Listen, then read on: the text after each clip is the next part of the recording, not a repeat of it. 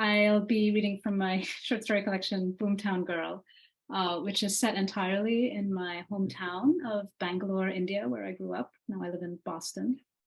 And I'll read from a piece that, when I first wrote this piece, which is set in this tech company in Bangalore, the whole collection centers on Bangalore in the 90s and the early 2000s, which is, sort of when I came of age, and represents this time of enormous change.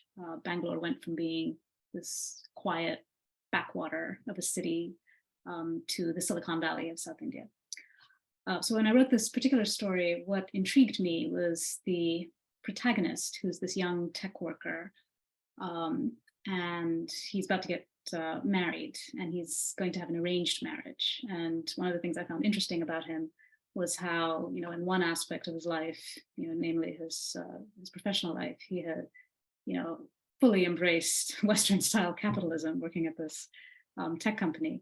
But in his personal life, he very much hewed to tradition and wanted his parents to arrange his marriage, which is still the case. In India, a lot of young people want arranged marriages. And those of you who've watched Indian matchmaking on Netflix know this. Of course, now when I see the story, it's several years later, and I'm happily divorced. The thing that makes the story interesting for me is just the stronghold that marriage as an institution has on the imaginations of these characters. So here we go. A man after all. Sir, you're not feeling well? Satish looked up from his computer.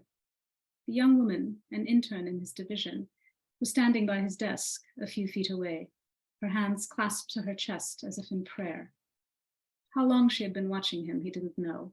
He hadn't heard her come in. You should knock before entering, he said. Sorry, sir. Very sorry. I did not want to disturb you, sir. Behind her, through the half-open door, he could see the comings and goings in the central vestibule, his boss striding to her assistant's desk, a kitchen boy weaving between cubicles with a tray of coffee tumblers, two secretaries typing at their keyboards, sari pallus trailing beside their chairs. Anyone glancing his way would see that the intern was yet again in his office. You're her guru, colleagues had remarked to him, winking, her idol. Unless she's your something else, eh? You're tired, sir? She asked him. I didn't sleep last night. Why, sir?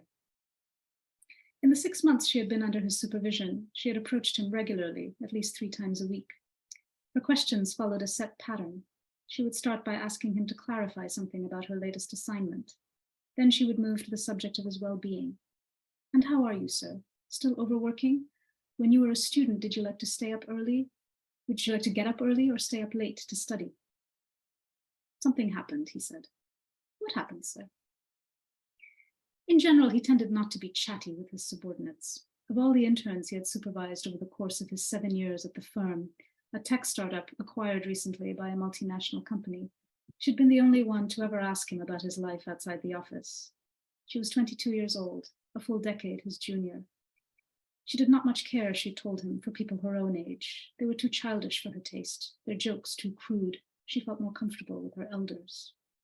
When he protested that 32 wasn't that old, she clarified. He was experienced, serious, someone she could look up to. A role model, she said. In response to her inquiries, he had found himself divulging an array of personal details about his daily routine, his childhood, his life's regrets, details he was not in the habit of sharing with others. At this point, she knew more about him than did his colleagues and superiors. The only thing she and they did not know was the turn his life had taken the previous day. He watched her unclasp her hands and lower them to her sides, her glass bangles, the 6 or so she wore on each arm, clinking as they slid down to her wrists. He could smell her perfume, a cheap, strong scent of sandalwood. As usual, she was dressed in an ill-fitting salwar kameez with crepe sleeves and a round neckline hemmed with sequins, the sort of ready-made polyester outfit he associated with lower-class educated women. Her face was narrow, her nose sharp, flanked by small, bright eyes. As she stretched her long neck towards him, he had the fleeting impression of a stork perched on the edge of his desk, waiting to skewer him with its beak. What happened, sir? She whispered. You'll find out soon, he said. News will spread. There will be big headlines. Good or bad news, sir? The previous evening, he had received a long-distance call from his fiancée, Ashwini. Earlier that week, she had quit her job in Delhi at the high-end clothes boutique where she was a manager and lead stylist. She'd been getting rid of the furniture in her apartment in preparation to come join him in Bangalore. Once she was here, they agreed, she'd have no trouble finding a job, given the profusion of boutiques and modeling agencies that had sprung up since the city's hosting of the Miss World beauty pageant. Satish, his bride-to-be said in her deep, almost manly voice, how's it going?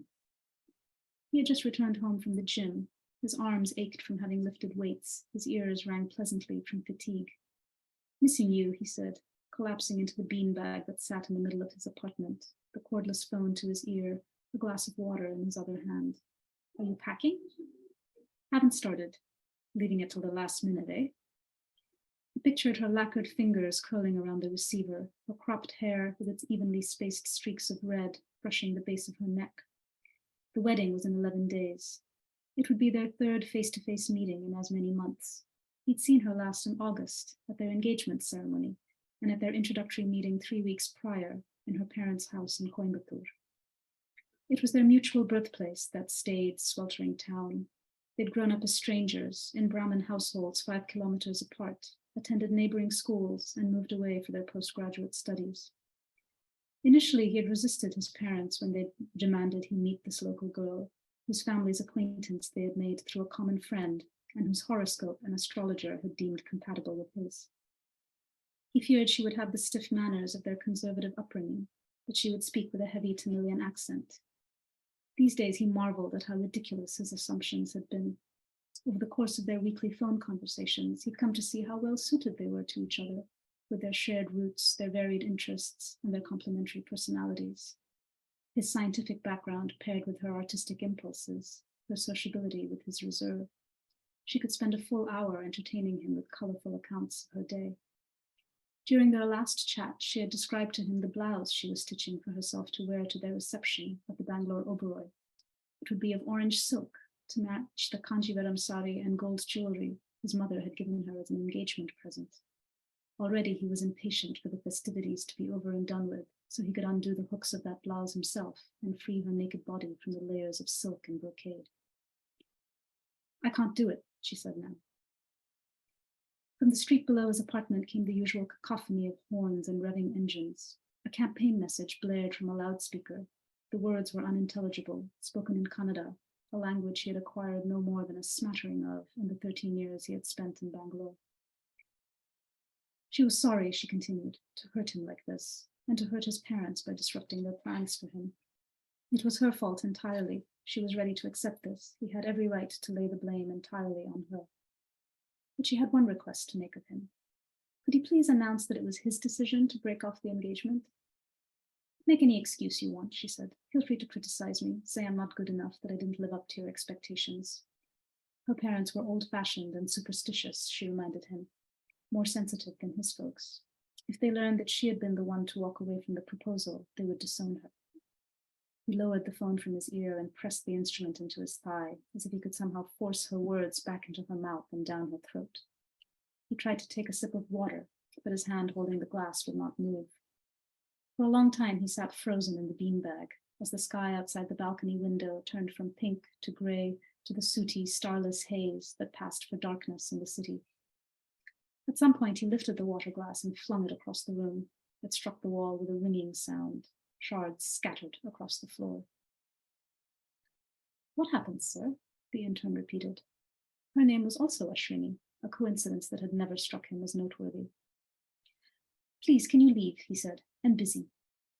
He turned his swivel chair back to his computer. A shake of the mouse dispelled the screensaver and called up the email he had been staring at when she came in. Dear colleagues, my wedding has been cancelled. Please tear up your invitations and leave me alone. He'd intended to dash off the notice by 9 that morning so he could turn his focus to other tasks. The first sentence had slid from him without effort. The second replaced a long paragraph of explanation he had deleted and rewritten, only to delete, rewrite, and delete again. It was easy to picture the bustle in the vestibule quieting as the news disseminated, the hushed voices, the faces turning towards him, their expressions of shock giving way to fascinated concern. Were he a bolder, louder person, he would have marched to the door and shouted to the onlookers, "What's your problem, people? You have nothing better to do than stare at me?" He would have hopped on a plane to Delhi, stormed into Ashwini's flat, and blasted her for having deceived him. He would have called his parents and told them that it was their fault this had happened, that he would never again allow them to interfere in any aspect of his life. "Can I help you, sir?" The intern was still standing there, leaning towards him with her palms on his desk, with her gaze unblinking. "When was the last time someone took advantage of you?" he said. "Sir?" "When was the last time you felt pain because of someone else?" She retracted her head with its bill of a nose and eyed him sideways. I don't remember, sir." "People take advantage of those who are too shy, too quiet, those who follow the rules. The only way to discourage them is to do something bold, just to show them you are capable." "Capable, sir? Of doing what you want, of standing up for yourself." She let go of his desk and started to retreat from him. "You understand?" he said sternly. A smile played with the corners of her mouth. "Yes, sir," she whispered. "Thank you, sir." He watched her back out of the door and make her way through the vestibule, around which he and other senior employees had their offices. One of the clerks caught his eye and grinned. Everybody grinned at him these days in anticipation of his wedding. Earlier in the week, while distributing invitations, he'd experienced a surge of gratitude towards his co-workers, superiors, staff, and servants alike, even towards the walls and furniture for bearing witness as he went desk to desk with a stack of embossed cards, repeating the words, "I'm getting married, please come." People shook his hand and broke into spontaneous applause. Ashwini stood with a group of interns beside the Xerox machine and clapped for him.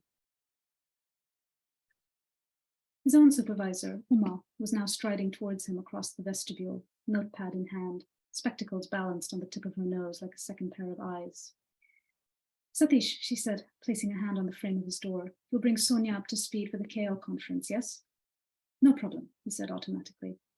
Uma framed directives as if they were simply confirmations of commitments previously made. She was 2 years younger than he, had risen swiftly through the ranks on account of the leadership skills that he lacked. When he gave orders to his staff, they were often misinterpreted or simply ignored, which was why he ended up staying in the office until 10, even 11 o'clock on some nights, completing the tasks he had failed to delegate properly. "That's it for now," Uma said.